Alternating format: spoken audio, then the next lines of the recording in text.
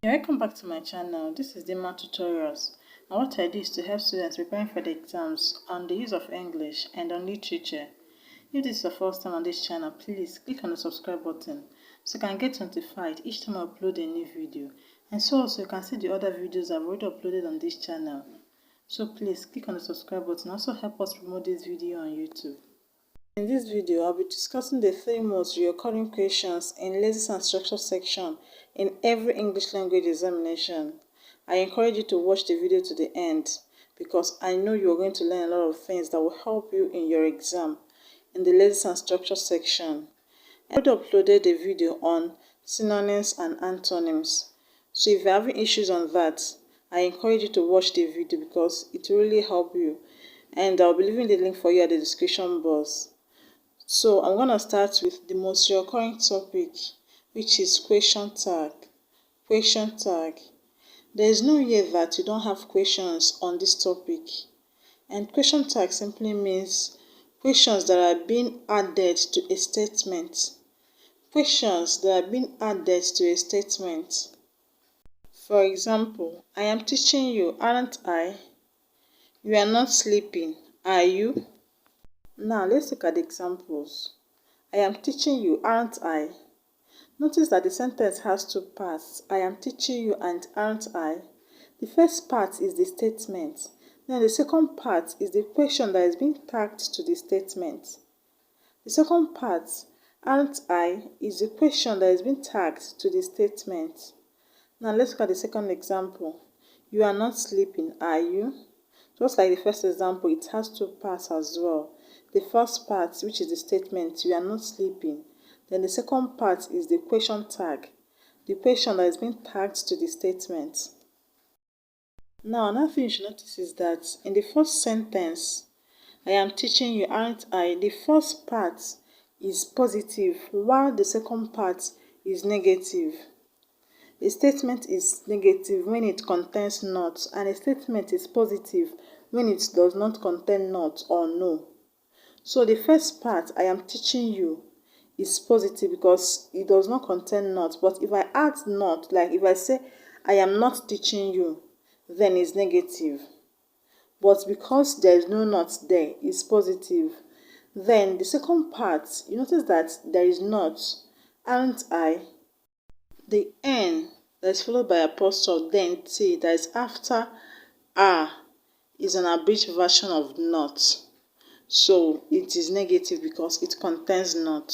So what I'm trying to explain to you is that when the first part of a question tag is positive, the second part will be negative. That is, if the first part does not contain not, the second part will contain not. Then, if the first part is negative, that is, if the first part contains not, then the second part will not contain not. Now, let's look at the second example. You are not sleeping, are you? The first part has not. Then the second part is positive because of the first part having not. You are not sleeping. The second part, the question tag, is are you? It does not have not in it. That's why it's positive. Unlike in our first example. I hope you understand the difference now. So that is the simple way to answer questions on question tags. Now let's take some examples from the past questions. In 2019, we had this question. If she had known, she wouldn't have come. If she had known, she wouldn't have come. We have option A, could she? B, couldn't she? C, wouldn't she? And D, would she? Now let's look at the question. We have, if she had known, she wouldn't have come. This is the first part of the sentence. If she had known, she wouldn't have come. Now you're expected to supply the correct question tag for this statement. Now, this statement is in the positive or negative form. Is it positive or negative? Is negative. Wouldn't. Due to the presence of wouldn't. Wouldn't is the abridged version of would not. So the statement contains not. So it's negative. Now you're going to look for the option that is positive. Remember what I told you. If the sentence or if the statement is positive, then the question tag has to be negative. And if the statement is negative, the question tag has to be positive. Now we have a question or a statement that is negative. So we're going to look for the option that is positive. Now we have only two options that are positive. We have option A and option D. So we'll be striking out option B and option C because they are negative. Now option A and option D is what we are left with. But option A is not the correct answer because it contains a different verb from what we have in the statement. What we have in the statement is would and not could. So that's why we're going to go for option D. Would she? I hope you understood that. Now let's take another example from 2018 past questions. In question 42, we have we should assist the poor. We should assist the poor dash. We have option A, shall we? B, isn't it? C, shouldn't we? And D, we shouldn't. Now, is the statement positive or negative? We should assist the poor. Is it positive or negative? It's positive because it does not contain not. It does not contain the word not. So we are going to choose the question tag amongst the option, the one that contains not. So we are going to strike out option A because that's the only one that does not contain not amongst the other options. Then option B, C, and D all contain not. And we are going to strike out option B because it contains a different verb from the verb we have in the statement. What we have in the statement is should and not is. So we're going to strike it out as well. Then that leaves us with option C and option D. Option C, shouldn't we? And option D, we shouldn't. The correct answer is option C, shouldn't we? Because it's a question, shouldn't we? Option D is not a question, we shouldn't. Remember, this is question tag. The second part of the statement should be a question. We shouldn't is not a question. So that's why we're choosing option C, shouldn't we. I hope you've understood this topic very well. Moving away from question tags, which I hope you've understood, but if you don't, let me know at the comment section. Let's look at another compulsory question in the lesson structure section.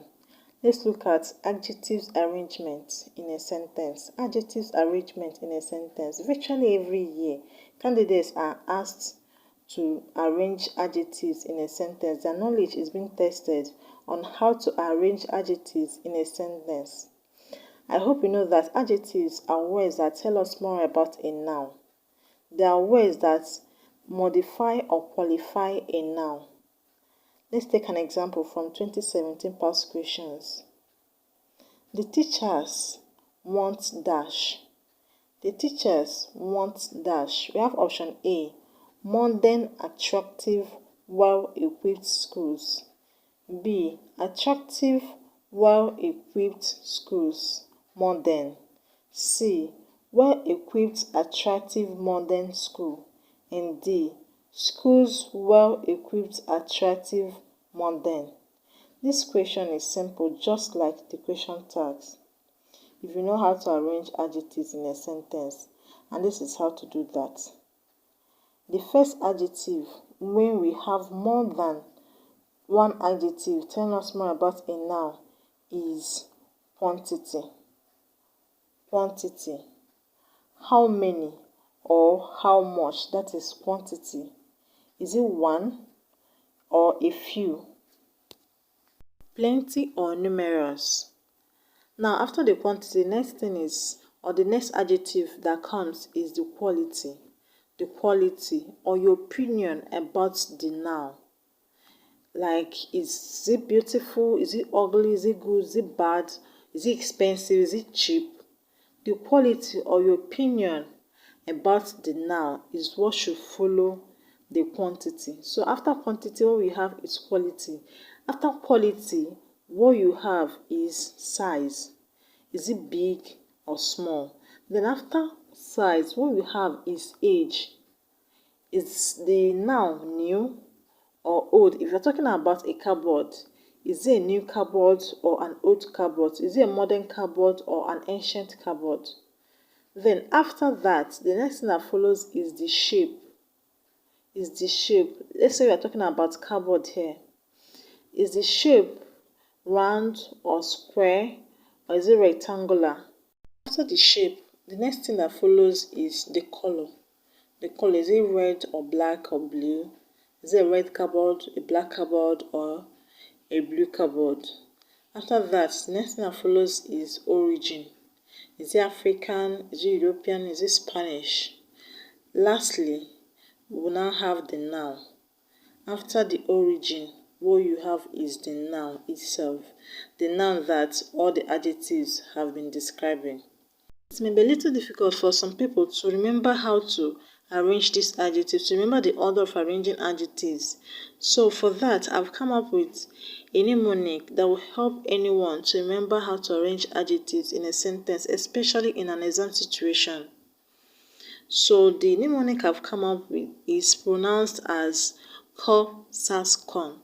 Ko-Sas-Kon. Q-Q-O-S-A-S-C-O-N. Q-Q-O-S-A-S-C-O-N. The first Q stands for quantity. Quantity. Then the second Q stands for quality. Quality. The O there is the same thing as the quality, just opinion. It stands for opinion, which is the same thing as quality. Then the S, the first S there stands for size. Size. Then the A stands for age. The S, the second S, sometimes I like to write H on top of it so that I remember that this particular S stands for shape. Shape. Then we have C. C. The C there stands for color. The O stands for origin and the N stands for the noun. Ko-Sas-Kon. Pronounce it Ko-Sas-Kon. Or you can actually pronounce it as Ko-Sash-Kon to help you remember that the second S is actually shape, SH. Ko-Sas-Kon or Ko-Sash-Kon. Now let's use the mnemonic to answer the question. The correct option is option C. Well-equipped, attractive modern school. Well-equipped, attractive modern school. In this answer, we have Q-O-A-N. Q-O-A-N. There's no quantity. So the next is quality, which is well-equipped. Then followed by your opinion, which is attractive. There is no size in the options. So the next thing is age. Age, which is modern. We do not have shape. We do not have color. And we do not have origin. What we have, which is the last thing that comes into the arrangement of adjective, is noun. And the noun is schools. I hope you've understood. Let's still look at another example from 2019 past questions. Question 55. Last week's assignment was dash. Last week's assignment was dash for me. Option A, we have much too difficult. Much too difficult. B, too much difficult. C, difficult too much. And D, much difficult too. Now let's use our mnemonics to answer this question. So the adjective that's supposed to come first is the quantity. The quantity. And the word that suggests the quantity is the word much. Much. So we're going to choose the option that has much in the first position. Then this is followed by the opinion or the quality.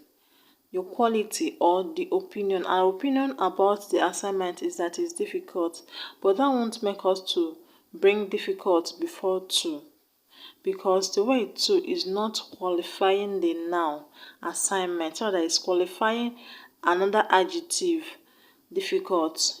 The word too is an adjective qualifying another adjective, difficult. So that's why it's going to come in front of difficult and not after difficult. So the correct answer is option A. Much too difficult. Much too difficult. The next most recurring topic that we'll consider today is concord. Concord. The word concord simply means subject-verb agreement, the agreement of the subject of a sentence with the verb of a sentence. By subject, I mean the person or thing that initiates the action in a sentence, and verb is the word that carries the action in a sentence. For example, Obi killed a goat. Obi killed a goat. In that sentence, Obi is the subject. Killed is the action word, which is the verb.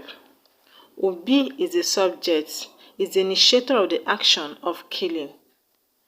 So, Obi is the subject while killed is the verb. Now, Concord is a very wide topic. I won't talk about it exhaustively in this lesson, but if you want a special video on this topic, please let me know in the comment section so I can prepare a video on it. One of the most recurring questions on Concord is on how to use neither nor and either or. Neither nor and either or. Let's take an example from 2017 past question. Question 60. Either he or you dash to clean up the mess right now. Either he or you dash to clean up the mess right now. We have option A, has, B, was, C, have, and D, were. The rule of concord in English grammar says, when a verb in a sentence is containing or, either or neither nor, it will agree with the noun or pronoun closest to it. When a verb in a sentence is containing or, either or neither nor, it will agree with the noun or pronoun closest to it. For example, neither the shoes nor the bag matches the dress. Neither the shoes nor the bag matches the dress. In the sentence, we have two nouns that form the subject, shoes and bag. Notice that shoes is plural and bag is singular. So the confusion that most people have is whether to use a plural verb or a singular verb, since the first noun is plural and the second noun is singular. When you are faced with this kind of situation, what you should do is to make the verb agree with the noun closest to it. Like in our example, the verb matches is singular and it agrees with the noun closest to it, bag, which is also singular. Please note that when s or es is added to a verb, it becomes singular. When s or es is added to a verb, it becomes singular and should be used with a singular noun. Now let's go back to the question. Either he or you dash to clean. Either he or you dash to clean the mess right now. So we will choose a plural verb because the pronoun or the word you always go with a plural verb, whether it refers to one person or a group of persons. It must go with a plural verb. You must go with a plural verb. That's why it is wrong for you to say, how is you? Rather, you say, how are you? And it's also wrong for you to say, you likes reading. Rather, you say, you like reading. In the first one, how? Back to the question again. Since the word you is the closest to the dash, we will have to fill in the correct verb. So we are going to choose the option that contains a plural verb. We're going to choose the option that contains a plural verb. So we will strike out option A and option B because they are singular, and consider option C and option D, which are in the plural forms. Since the sentence is in the present tense, we will choose the option that is in the present tense as well. So that makes option C the correct answer. Either he or you have to clean up the mess right now. Either he or you have to clean up the mess right now. Have is in the plural form and it agrees with the word you. So those are the top 3 most recurring topics in the lesson structure section in every English language examination except synonyms and antonyms, which I've already done a video on. If you have not watched the video I did on synonyms and antonyms, please go and watch it. It will help you. And I hope you understood today's lesson. If you have any questions, please let me know in the comment section. And if there's any topic you want me to treat on this channel, please let me also know in the comment section. This particular video is based on popular demand. People demanded for it, that's why I did it. So please let me know in the comment section if there's anything, any topic you want me to treat on this channel. Please like this video, share it to your friends to help promote this video on YouTube, and also to get more people to watch the video. Please, if you are not subscribed, subscribe. Just click on the subscribe button. It will help to get you notified each time I upload a new video, and also help you to see the other videos that I've already uploaded on this channel. So it is important that you subscribe so that you can see the other videos that I've already uploaded on this channel. Thank you very much for watching. I'll see you next time in another video. Bye for now.